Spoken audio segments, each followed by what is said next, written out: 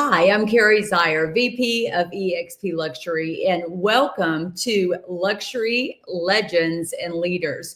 We're here once a month, every month, and this is our seventh time that we have done this. It's one of my favorite things that we do as part of eXp Luxury, but this is for everyone, not just for eXp agents. If you are an agent out there in the real estate industry, I know there's so much going on with the market. And so we love to come together for this time, and I love to have the opportunity to interview some of the top agents in our industry. And today I want to bring on one of my favorite people in the world. She is with eXp. She is a luxury trainer. She is part of the Luxury Council at eXp Luxury, and she has been not only a mentor to many, but also a great friend and definitely a legend in our industry. So welcome, Janie Coffey. How are you? Hi, how are you? I was so excited. You and I have been doing different things, and now we get to do one together. I know you have I know. that you stream monthly as well, but so excited to be here today. You know, there's so much going on in our industry right now, in the real estate world. And Jana, welcome. How are you? Oh, I can't hear you. I think you're on mute. I'm good. Sorry, I'm rushing in. Welcome. Right? I didn't know if we were all three going to get to be together all at once, but I'm so excited. So I just gave Janie her fabulous welcome. And Jana, I, of course, cannot say enough amazing things about you and how you lead, and really your success in this industry has been amazing. How you have not only a successful team in Indiana, but also in Naples, Florida. So, and really, Janie and I were talking before we came in and made this live, is the experience. If you look back at where we all started in real estate, and there's a lot of people maybe listening right now that have been in the business 10 years, which is a long time. But if you look back, if that's 2015 or 2018 when you started to now, the markets have been very different from what we've seen when we started early 2000s, and really the different, so I look forward to talking today. We are putting you two in the hot seat, and that means it's rapid fire time for us to really just hit some questions that realtors are experiencing in this market. And like I said, if you are 10 years, even 12 years, really what we're seeing now has not been seen in that time frame. Even 15 years. I know. Isn't that crazy? 15 years, yeah. So we're going to bring these two fabulous ladies, have so much experience. I love how they really teach, how they lean into our market. So let's kick it off. So I didn't get to see that question. Jeremy, maybe you can reshare it, but let's talk a little bit about the market pulse. You know, we hear all about the trend, the market. Is it good? Is it bad? Is it a seller's market? Is it a buyer's market? How do you see the market when people ask you, when your clients are asking you, what is your response? You want to go? Sure. So, well, first of all, I think the market is what the market is where you are, right? And not only the market where you are personally and where you do business, but even a smaller segment or a price segment where you are. So before you can answer that, I don't think you should go on gut or go on comments. I would really look at the data and see which direction is days on market going, list to sales price ratio, months of inventory, all the metrics and indicators of telling us. And you can pull that out of your MLS. So I'm in St. Augustine, Florida. The market is definitely softening. It is definitely tipping, if not tipped, into a buyer's market. In some of our segments within Northeast Florida, it is strongly becoming a buyer's market because we benefited so much during COVID. We had a rapid rise and now it's coming down. But I think every agent needs to, at least quarterly, if not monthly, look at the market where they are, get those stats, memorize them, have them notes on your phone so that you can share real data and real stats and just say what this means. So it's data driven, not opinion driven. Absolutely. And I would just add to that, I don't want to repeat exactly what she's saying or anything, but even in your local markets, it can be different in certain price points. So maybe certain areas it might be that you sell in might be a buyer's market, and certain areas might still be a seller's market. So you really have to know those stats, and knowledge is power. Even go back, like I just had my team run everything year to date, because I want to know what's going on from January up until the day now. And we can, that way we can educate our sellers if we're getting ready to list a property. And also the buyers on the buyer side during the buyer agent consultations that we're getting now. So also another thing is know it year over year. So go back even. And then that way, if it's a big difference, you can really tell a story and you can say, listen, last year over year, it was this, but now this is where we're at. So it helps educate the buyers, sellers, whoever you're working with. And knowledge is power, like I said. And if people are emotional, you counter emotion with logic, and statistics and data are logic. I love that. And people are emotional right now, especially when both parties, agents and our buyers and sellers. Okay, the big question now that just is all across the headlines is interest rates, interest rates. So, you know, they were watched monthly. They have not moved. What is, if you are educating an agent or even your sellers or buyers, maybe one take agent talk and the other take your clients, what is your answer to that? Because right now is, you know, it's, oh, I'm waiting for the interest rate to fall. Or, you know, the big question is that what's holding back this, you know, there's no showings, there's no this. And when clients ask that, is it because of interest rates? How are you wording that when you are answering the consumer and the agents? So I am calling this period of time the big stall, because everybody's stalling. They're just waiting. They're trying to figure out how things are going to evolve. And it's not just interest rates. And in fact, I would say the higher you go in price point, the less and less likely the interest rates are playing much into it at all, because they're not often buying with a mortgage. They're buying with cash. What does affect their decision making to buy or sell is how the stock market is doing, how uncertainty might be playing into things. We've got, you know, tariff conversations, international conflict conversations going on. And when wealthy people feel uncertain about how just the economic environment's going to be 6 months, 9 months, 18 months from now, they often stall and wait. So I think as you go up in price point, it's less and less about interest rates and more about the big picture of just the economy in general. That's what I'm seeing. And that's why I feel we're stalled out, is a lot of people just are not sure of where we're going. Great answer. And I would just add to that, you know, a lot of people pay cash, right?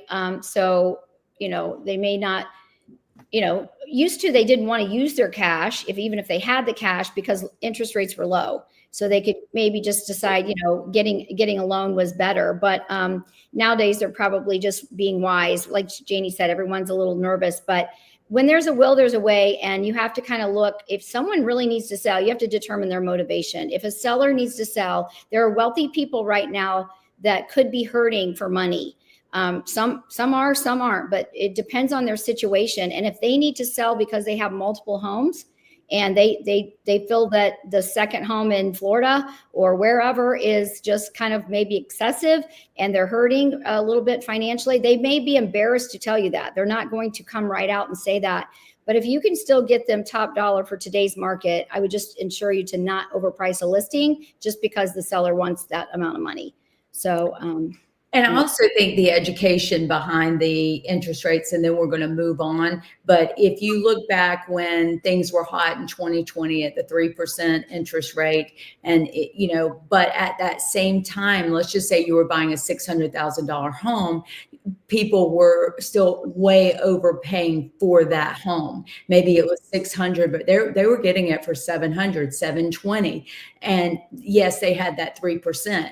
Now, if that $600,000 home now sold even at 600 or even at 580, now, even with the interest rates, if you do the math on that, it's still, we're not necessarily comparing apples to apples with the interest rate. So I think it's just more of, like you said, if you're an agent out there talking to a buyer, really educating them and showing them, because if the rates ever do go down, you can refinance.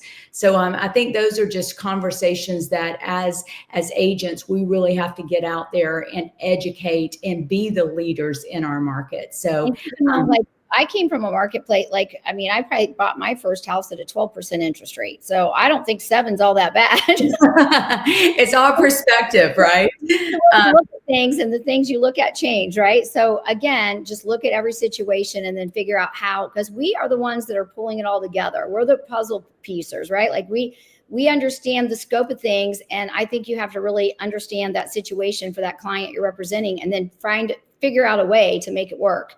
Nowadays, like in Indiana, for example, we're asking for closing costs all day long and sellers are giving it. So, you know what? So don't be afraid. Don't think, oh, no one does that. No, it's all negotiable. You can figure out the strategy that's going to work. I think that is a great word for 2025 is negotiable. Everything's negotiable this year.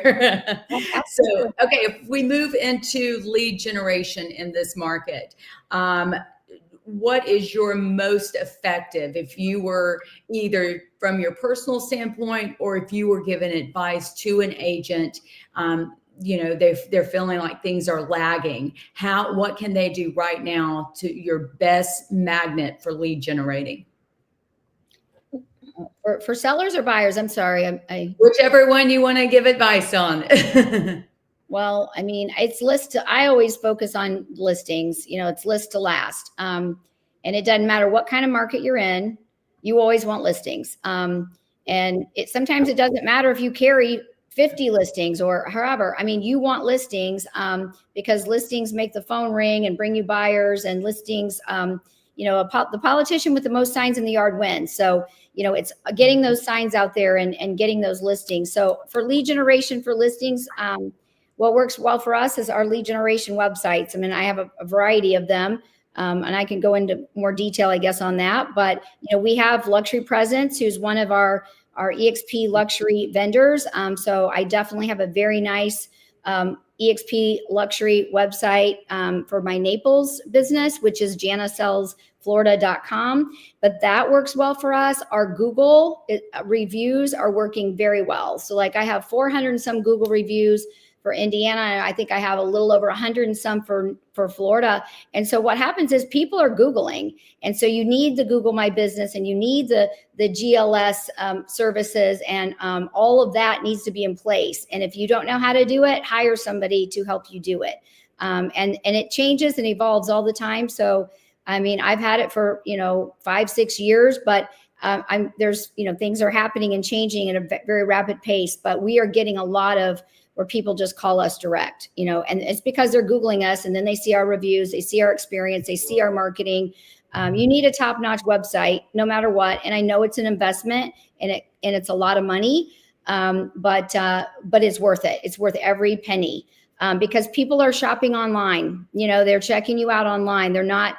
It used to be let's get a call and you show up at the kitchen table, and that was where the magic happens, right? And it still happens at the kitchen table, but you need to get at the kitchen table. And in order to do that, you're going to have to invest in these lead generation tactics. So those are a few of ours. Also, I'm a fellow believer, FELLO, and I believe that is an EXP vendor as well, that we have affiliated with. But Fellow was it's a great listing tool, and it drips on those sellers nonstop. So once they sign up for this, or you dump your entire database into the Fellow, and then they're going to constantly be giving them drips on them for home evaluations and whatnot. And you get to see who's inquiring about selling, who wants a cash offer, all of those different things. So, I think in this day and age, you've got to be creative. You've got to offer either a guaranteed sale program, a cash offering of some sort, or, an easy way for people to sell, possibly even without listing,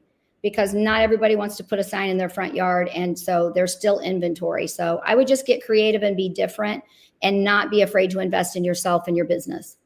I like what you said, Jana, because so many, and if your budget, may allow this, is, people do love to buy those leads. They feel like it's the quick fix. And I'm not saying that's a bad lead generation, but what Jana said, or how I've taken it, is you've invested in your websites and things and tools that you own, that you have, and that creates long-term success. That like you said, your Google reviews, all those things keep business coming in organically, instead of throwing. Sometimes, there's a lot of ways to spend money when you're a realtor, and it goes quick, and it's expensive, but really putting systems in place that allows you to grow your business. It may not be immediate, but it's long-term success, I think, is powerful. Janie.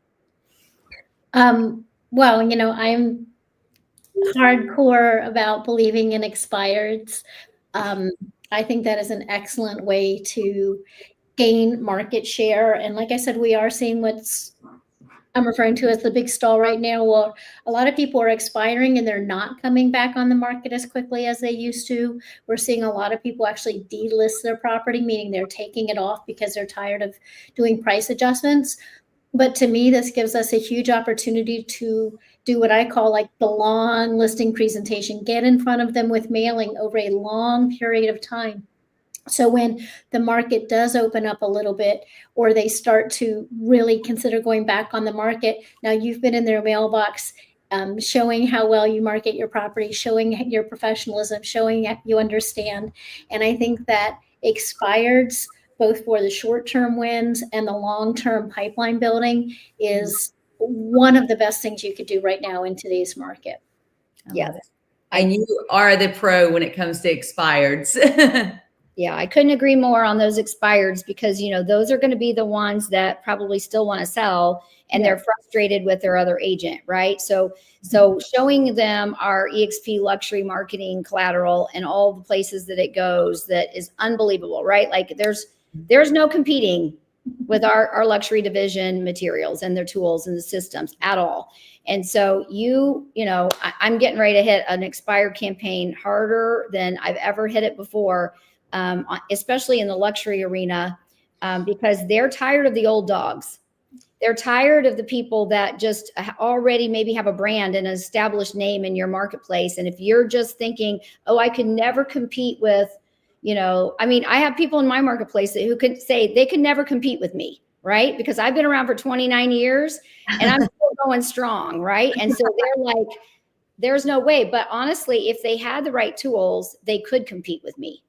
And so, and then I'm entering into Naples, Florida, where I'm not like the popular one, right? There's been people there for 25, 30 years that are the good old boys that sold the beachfront properties when they were, next to nothing. And now they're worth millions. And so the people are kind of like tired of that old school. They're tired of and those agents typically are worn out. So now more than ever, get energy, take your B12 shots, shut up, do whatever you can to have a positive mindset, because attitude is everything, especially in this market. And I've been through, the 9/11s when, the whole country shut down because of 9/11. I've been through, hurricanes that have destroyed people's homes. I've been through the various up and downs, being 3 decades in the business. But what happens is you show up and you adapt, and you be the saving grace, and you be the education, and you be the person who brings change and makes change happen for people, because they need that.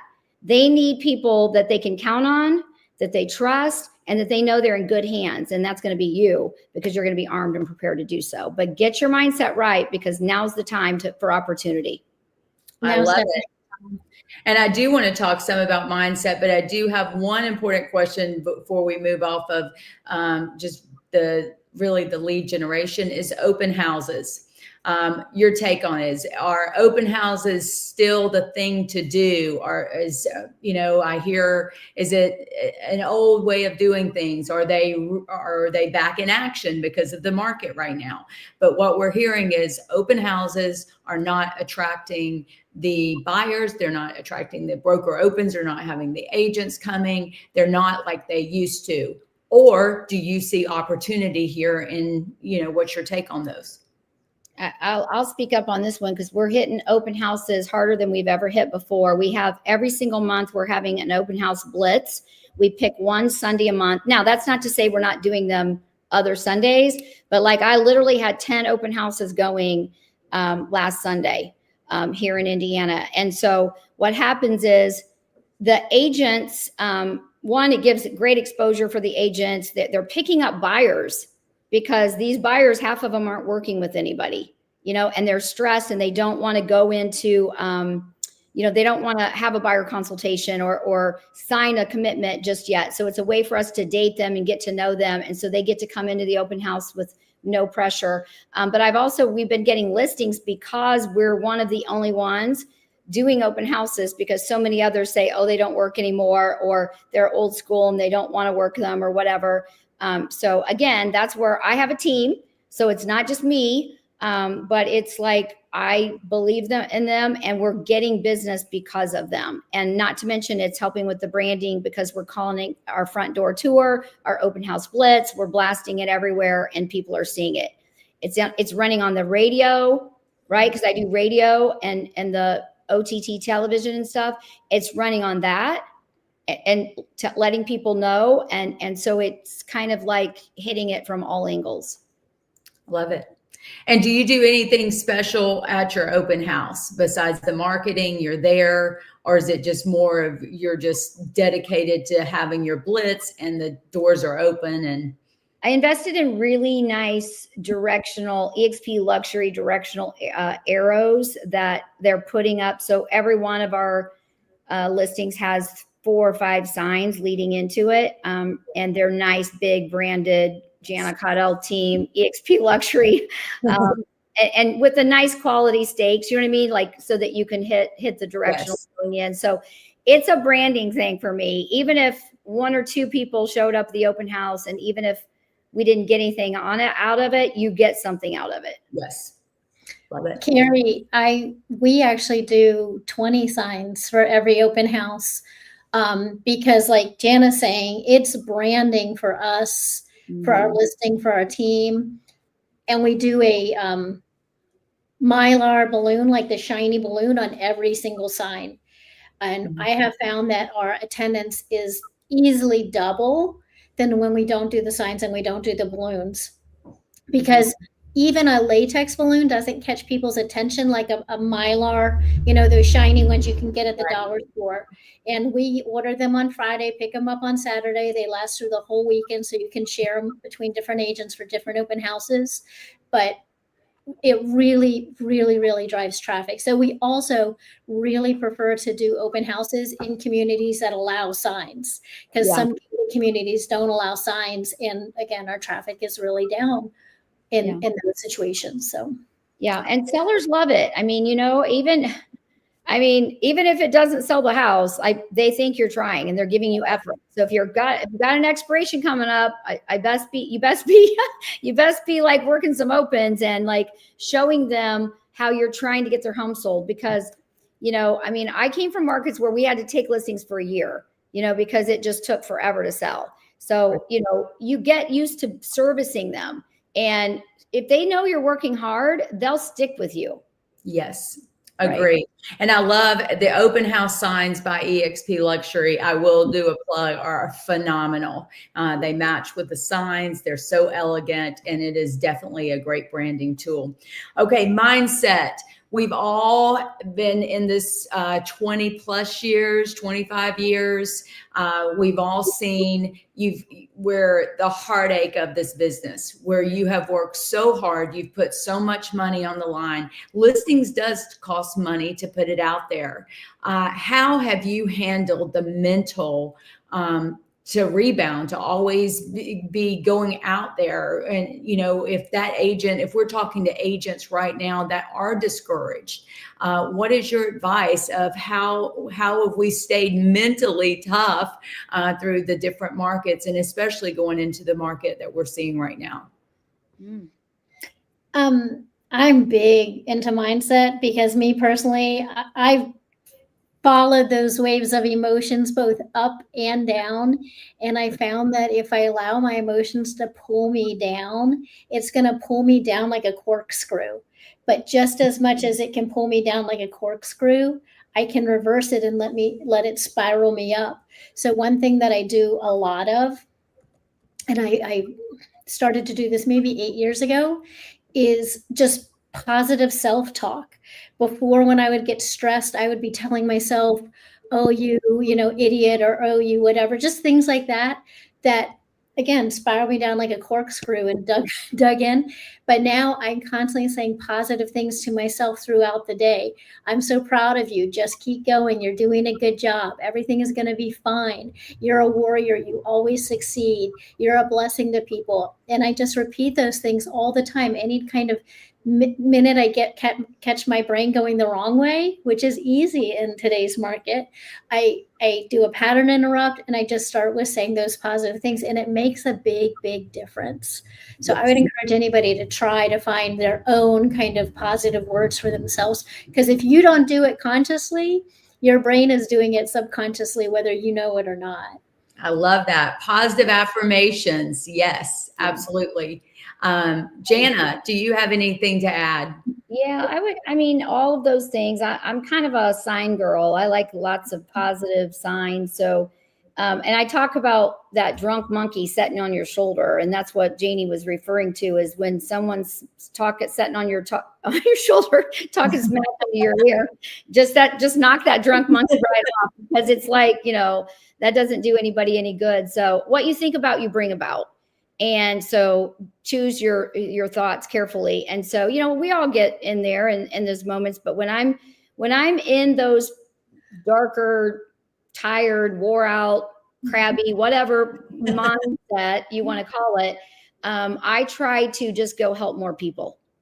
And because I find that pulls me right out of it. And if I'm busy and not wallowing in my own self-pity, and I'm out giving and helping and doing and working from love and generosity and abundance and winning in life by helping others, then I'm in much better frame of mind, and I'm clear and I'm focused. And so I'm a woman of faith. And so, you know, I do a lot of my own little, you know, that helps me. But it's like, I just know that God put me here to not be a whiner. You know? I love it. Well, I don't like myself, and my team doesn't like me at all when I get like that whiner. But I just think I'm a better leader when I'm in a positive mental attitude. And you know, in the end, you know, God has a plan for us, and I just know that He put me in the right job. And you know, I'm not done yet, and I'm 60 years old, and this is entering into year 30. I'm celebrating 30 years in the business pretty soon, and I'm not done at all. And if anything, I'm just getting started probably. So, you know, so whatever works for you though, because, you know, like I'm not early morning person. So if you're an early morning person and that's your time, you know, do it. But for me, like I'm a late night owl, and I can get real creative late at night, but self-care is super important, and do not feel guilty. Most women, mothers, I mean, all people probably do, but I'm a mom of 4, and I'm a female, and let's face it, we beat ourselves up sometimes over guilt. And so guilt has, you know, you do not need to feel guilty about having self-care or taking a vacation or incorporating things that work for you for your own positive mental mindset. So I would even say it's necessary. Like that is reset, and we need, as humans, we're not machines. We need to reset, and we need to give ourselves a lot of grace. So not only should you not feel guilty, you should actively make sure that you do something so that you can reset your mind, your body, your just everything, and especially in today's market. Yeah. I buy myself treats. I like, so, and I don't feel guilty about it. And I definitely don't ask my husband if I can do it. Okay. So like, I make enough money to do what I want to do. So if it motivates me, or I like have something that you look forward to, right? Like, like, oh, I want, if splurge, whatever it takes to motivate you to and reward yourself, because what we do is not easy, and it does wear on you day in and day out. And we're like those batteries. What happens to your cell phone when you don't charge your battery, right? And so it's like, we've got to give ourselves that time. But that's why I have leverage too, guys. And I'm going to invite you to embrace leverage in your life, whether it's with systems or tools, or people, but you cannot succeed alone. And there's so much that EXP offers for us, and EXP Luxury offers for us. And so having a team has been super, super, like, the reason for my success. But, can't just have a team, then you got to lead that team. Right. And so, being that leader in our local marketplace, and to the people that are following you. Well, I know, you all have great systems in place, and I am a system believer. One of my things are, you're as good as the system you run. Right now, everyone should have a system, but there is always ways to better that system or implement different things. So if we switch gears a little bit for tactical, when you're looking at the real systems bring real results. And I know that we can go down all the bunny trails on the systems. There's so many, from follow up to getting your Google reviews to your listing appointment, your buyer's consult. There's so many. If you had one key thing that you could share with the agents now, maybe they're a long time in the business, or maybe they're just trying to ramp up. As you said, Jana, you have the team perspective, but what would you share? Could you share anything system oriented that would be key in this market, in today's time, 2025 real estate, that you feel is important for an agent to be doing right now? Well, your database or your sphere of influence, whatever, is always going to be like, start with that, right? You don't need to do direct mail and blast it out. Like, start with your own database, people that know you, love you, already had deals with you, you go to church with, whatever your, so definitely start with that for sure. And then just, nurture it like crazy. And there's so many things that you can do with that. And it doesn't have to cost money. I mean, you can simply pick up the phone and call people and email people and things like that. You can write handwritten notes. Like, that has always worked for us, and we still do it to this day. And we still thank people after a listing appointment. We just hand write a note, you know what I mean? So it's the simple things still work and matter. And I believe, a lot of agents just don't do it. They think that, that they've got to hide, I guess, behind the computer. So the email drip systems do work. They're annoying as heck, and I'm not an email fan. But they still work, and we still do them, because there's a certain number of people that don't want to be called. They want to just get an email. So I still believe in snail mail. I'm old school, but it works. And I can tell you, in Naples, Florida, there's a boatload of agents that nurture, and they're the ones that are getting the top listings. And when you get those in the mail and you're wowed by their marketing piece, and most agents aren't spending the money to do that. So I would maybe recommend, getting with Real Marketing, which is one of our vendors. Pete is a great example of this. He's not on today. He's probably at a listing appointment, but he literally went into a brand new market, used Real Marketing into say 750 homes. So it's not a ton of homes, but they're high dollar homes. They're probably 3 million to 10 million. And he literally has 5 listings now, and it all came from Real Marketing. And so he didn't have a name there. You know, he shows up not unknown. So you can do it if you have one, but stick to it. And if you're going to do something, go all in with it. Don't just do it once or twice a year. You're going to have to do it every month, and you're going to have to keep you're going to have to keep doing it for a while. You know what I mean? Like, so, but it'll work. So I love that. That's a great tip. Janie, anything? I know you've got so many. I think for listing agents, and Jan and I are predominantly listing agents, the number one thing, if you haven't yet systematized it, is your seller communications. And I call that the informed seller framework, where you have to get super good, super systematized about updating your seller with an ongoing frequency and cadence on the marketing efforts you're doing, the results that you're getting as far as views online, saves, showings, inquiries, what the market is doing, because the market is not static. You need to be updating your sellers at least every 1 to 2 months, because it might have changed, and it might have changed in the opposite direction from when they listed. So really, really working on a systematized way to update your sellers with frequency. So you're staying in front of them, you're informing them of all the amazing things you're doing, the results, the feedback from your showings, the market, and then also what comps are doing in relation to their property. So I always try to pick 2 or 3 that we figure is the most likely other house people would be looking at, buyers would be looking at. And then I keep my finger on the pulse of what's happening with those properties. Are they expiring? Are they reducing the price? Are they going under contract? Have new properties come on the market? That is now the new little darling. So people could have been lax about seller communications in a hot market, because it's going to sell as long as you do a good job. We are not guaranteed sales anymore in today's market, even if you're priced around the market price, because there's just a lot more competition. The months of inventory is way up. So you have to get really good about building that rapport and giving that information to your sellers, and do it. Don't just email it. At least see if you can have at least a monthly call, ideally a Zoom call, maybe in person, so that they can, just like Jana said, they need to see that you are doing everything possible. You are leaving no stone unturned, but you're also keeping them informed about how the market might be changing, so that they can stay ahead of the market instead of chase the market. So seller communication.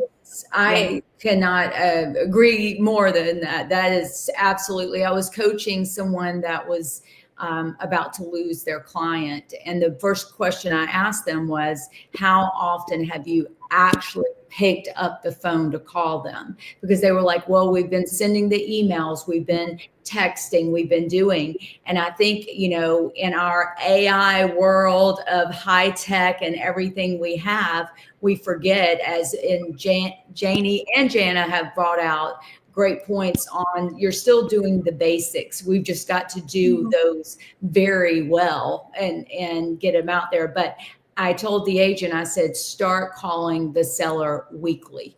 And as hard as that is, and she was like, well, what do we say? We don't have any good things to report. We'll report that there's nothing good to say. I mean, that we've had 0 calls this month, but so far, you tell them what you're doing, go through, and instead of sending that, still send the email, but actually go through what that email was. And I think those are tough calls when you're not used to it, or maybe like you said, in this market, we're seeing different things. Guarantee it does work. And I say call weekly. And that leaves as you all have already said, that seller's now knowing that you are doing everything you can in this market. So I love that.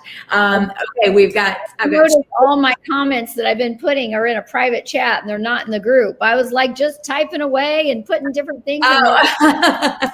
You're typing to us. I'll cut and paste and yeah, we'll put it out there. Okay. Yeah.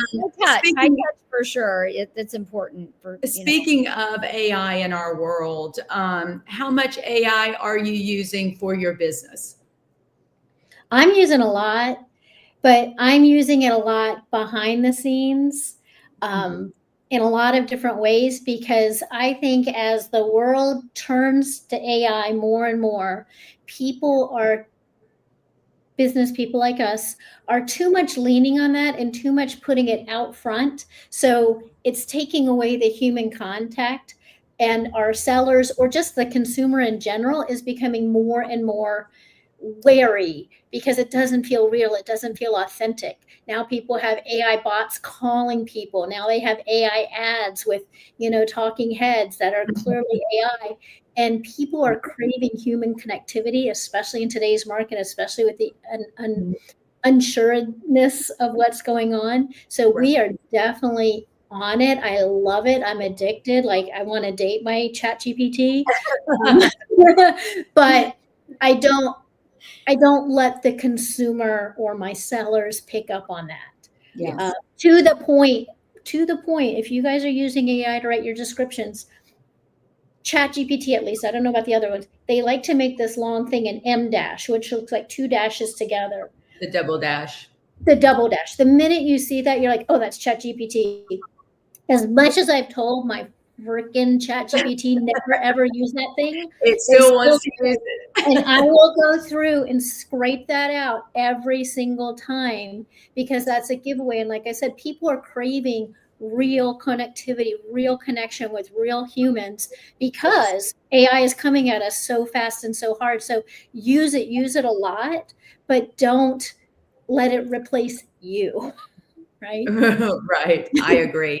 And the Get rid of bold, the double dash, the M dash. with the bold, the check marks, and the double dash. The double dash is like, wow. I know. And I agree that definitely it is an amazing tool, and look at where we're going to be talking about it this time next year and 2 and 3 years from now. So it's here to stay, but definitely there's some user guidelines. I agree when it comes to our business of luxury real estate. We'll open up any questions from the audience, Jeremy, but my last closing question, and we always have to do these weird, quirky questions, but I love them. If you had to start over tomorrow, you have none of your business, you do not have your brand, what's the number one thing you start with if you're starting completely over in this market in 2025? I probably wouldn't do much different. Expired would be me. Yeah, I do builders, developers, expireds, FSBOs. I would just, get in my car, look good, put on your, whatever, and just drive your marketplace, know your marketplace, stop in, I would, don't be afraid. Don't be afraid to tell the world you're a realtor and that you're good at what you do. And I really wouldn't, I just probably wouldn't do it much different, to be honest with you. That's awesome. I love that. Janie, any closing remarks on your end? Like I said, expired. I did just like what Jana was saying that she did in Naples and Pete's done in Tennessee. I moved to a brand new market 10 years ago, so I had to start from complete scratch, didn't know a soul. And my two main things were expireds for sellers and open houses for buyers. And when I didn't have any listings to hold open, I just asked people in my brokerage. And for my whole first year, I held an open house every single weekend for a year while I was gaining traction. And, at least 3/4 of that year weren't even my own listings, because I was having to, put everything into play with the expired. So to me, super simple: expireds and open houses. Yeah. I love it. Here's an idea. I've literally had 3 calls this past couple weeks from agents that were newer, probably, that maybe didn't have a listing, and they want to film for their social media, because they're all into Instagram and all the stuff that we never did back in the day, right? But they're all into that. So they're calling and leaving messages. So I have to give kudos to them for even asking. And so I normally don't do that, because obviously my team, does that. But I've called them back and left a message and said, please give me a call. I'm happy to brainstorm with you. And because I'm looking at it as a recruiting opportunity. That's awesome. I love it. Well, there's so much out there. We come here, like I said, once a month to really pour into our real estate community. And it's not just EXP agents, it's agents from all brands, because we're stronger together as an industry when we're out representing our very best to our clients. And it's a privilege. I've loved being a realtor. I'm always proud to say that.